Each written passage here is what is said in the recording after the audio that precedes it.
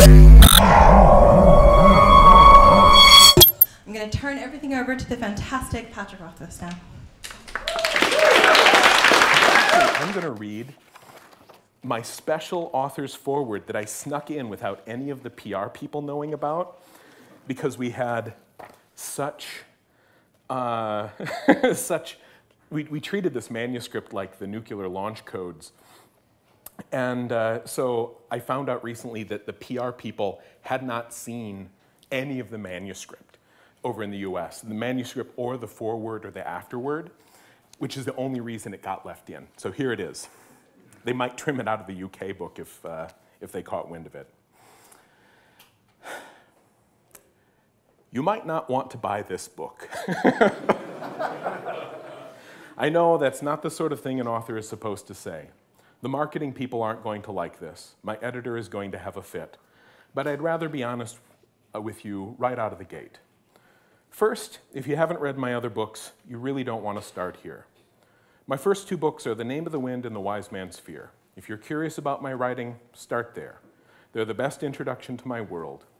This book deals with Ari, one of the characters from that series, and without the context of those books, you're probably going to feel pretty lost. Second, even if you have read my other books, I think it's only fair to warn you that this is a bit of a strange story. I don't go in for spoilers, but suffice to say that this one it's different. It doesn't do a lot of the things a classic story is supposed to. And if you're looking for a continuation of Kvothe's storyline, you're simply not going to find it here. On the other hand, if you'd like to learn more about Ori, this story has a lot to offer. If you love words and secrets and mysteries, if you're curious about the underthing and alchemy, if you want to know more about the hidden turnings of my world, then this might be the book for you.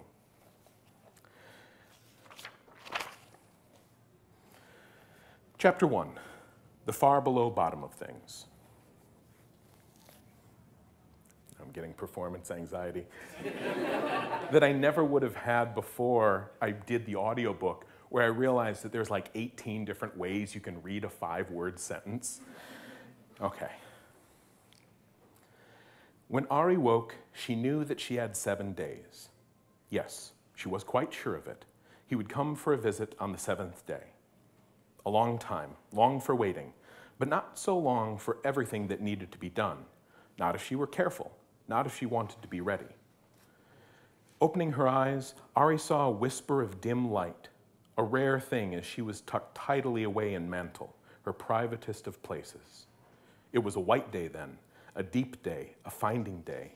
She smiled, excitement fizzing in her chest. There was just enough light to see the pale shape of her arm as her fingers found the dropper bottle on her bed shelf. She unscrewed it and let a single drip fall onto Foxen's dish. After a moment, he slowly brightened into a faint, gloaming blue.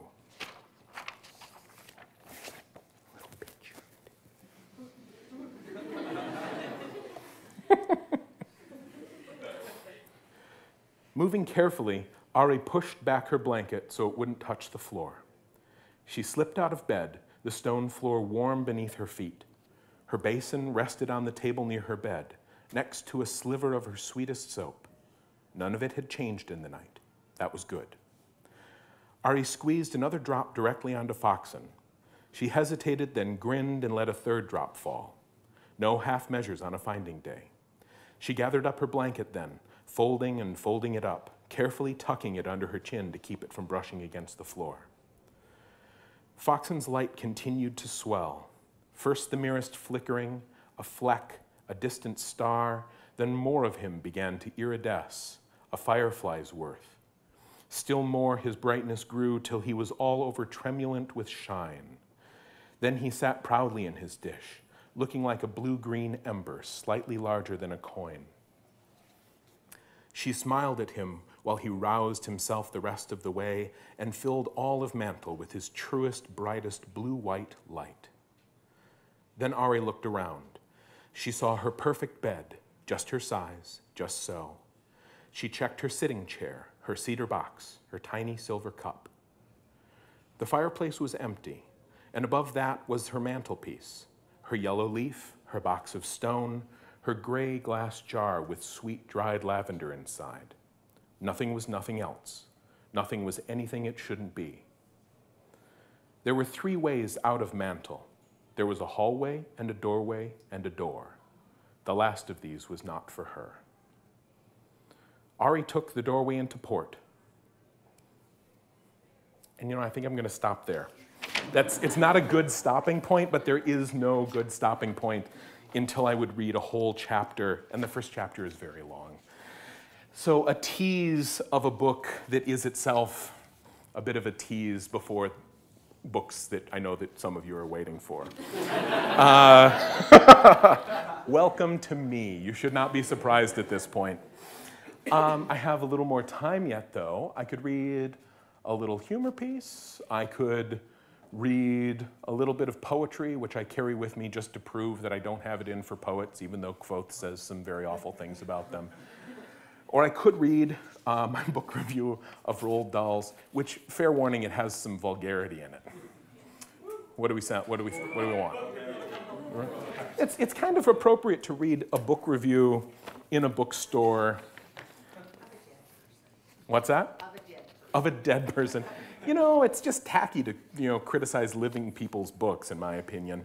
I'm from the Midwest, and it doesn't feel right. But, we can pick on Tolkien and Roald Dahl all we want. Okay, here we go. Boy, I get right to the point there, don't I? Sorry, I'm going to preemptively apologize here. My review is as follows.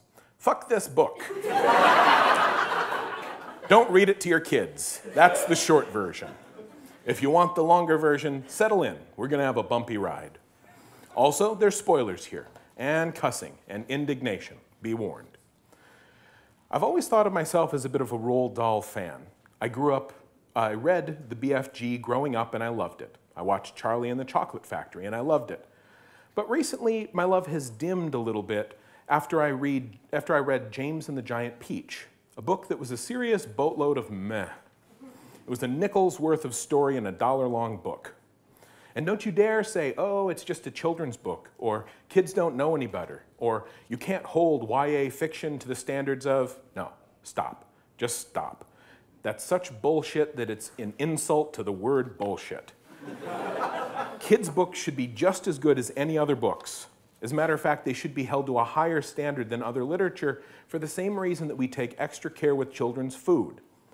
The fact is, what you feed your kids is important, and that includes what they put in their heads as well as what they put in their bellies. So, let's talk about this book, Esio, Trot. In this story, you have Mr. Hopper. He loves 2 things, the flowers he grows on his balcony and his downstairs neighbor, Mrs. Silver. He's terribly lonely, and he's terribly shy. His downstairs neighbor, Mrs. Silver, has a pet tortoise that she adores. The tortoise is named Alfie. He lives on Mrs. Silver's balcony, and Mr. Hoppy is terribly jealous of him. One day, Mrs. Silver laments to Mr. Hoppy. They talk while they're on their balconies, she with her turtle, him tending his garden. She's had Alfie for 11 years, and he's still tiny. She wishes he would get bigger. I'd give anything to make that happen, she says.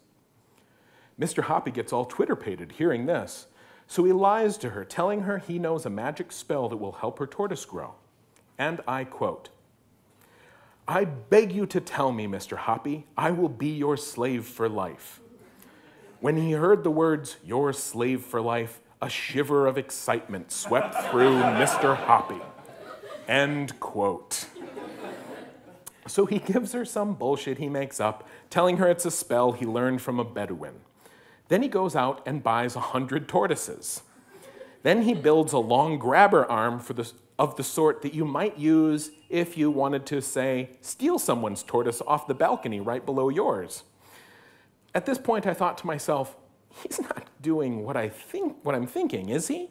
And then I flipped a couple of pages and told my son that it was bedtime and we'd finish this book tomorrow. Disappointed, he went to bed.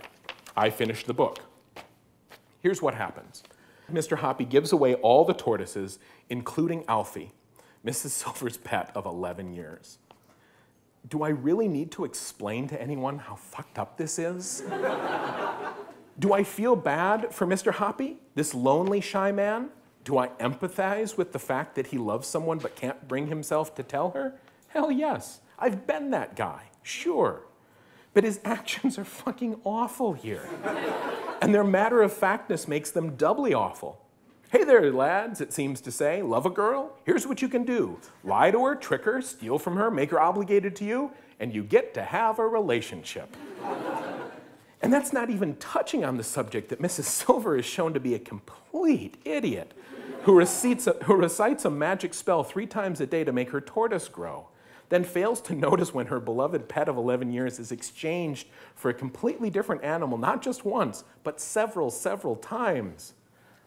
Suffice to say that the next night when my boy asked to read the rest of the story, I deviated from the original script.